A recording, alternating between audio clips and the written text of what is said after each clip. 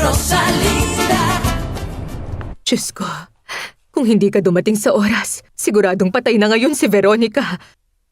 Kawawa naman. Ay, Mama. Hindi niyo alam kung ano naging reaksyon ko nung makita ko siya. Akala ko hindi ko na maililigtas ang buhay niya. Gusto ko yung sabihin sa'yo nung binigay ko ang sulat ni Florentino, hindi ko alam na ang address na yon. Kay Veronica pala.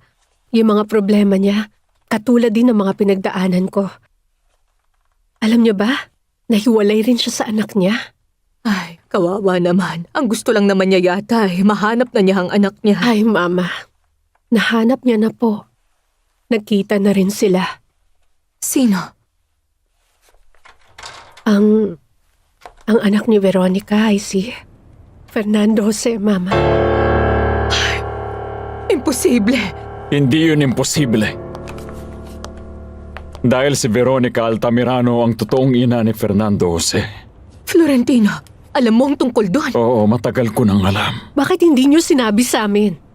Wala kasi ako makitang dahilan para sabihin ang sikretong yun. Pero mabuti at alam nyo na. Sa ganon tayong tatlo, matulungan natin si Veronica para mapakilala siya kay Fernando Jose kung sino siya, na siya ang totoong ina niya. Ay, hindi ako makapaniwala.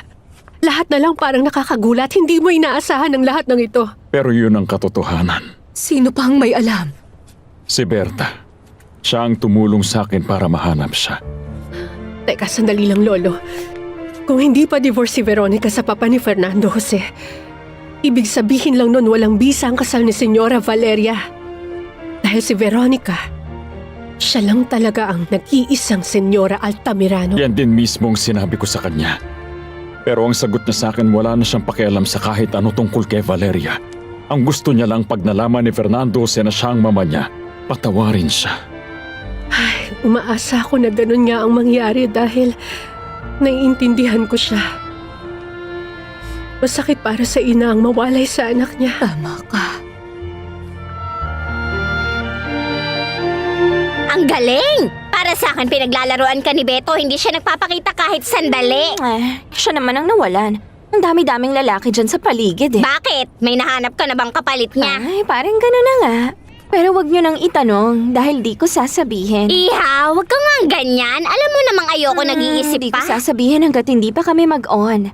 Dahil kapag kami na, ay sigurado ako na magugulat ka. Basta hindi si Bonifacio, walang problema sa akin yon. Ay, baliw ka na ba, ma, ha? Sandali, bakit ka ba nagmamadali, ha?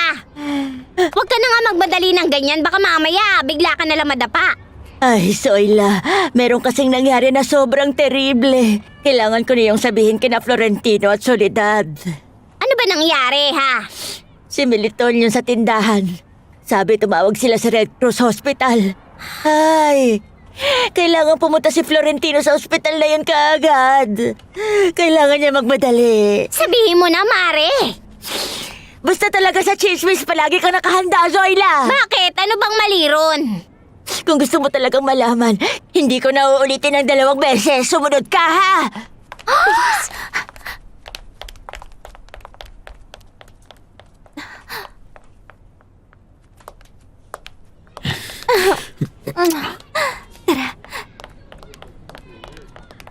Ano, mahal ko? Ano nang balita? Binigay na ba sa'yo ni Beto ang pera? Hindi pa, Selena.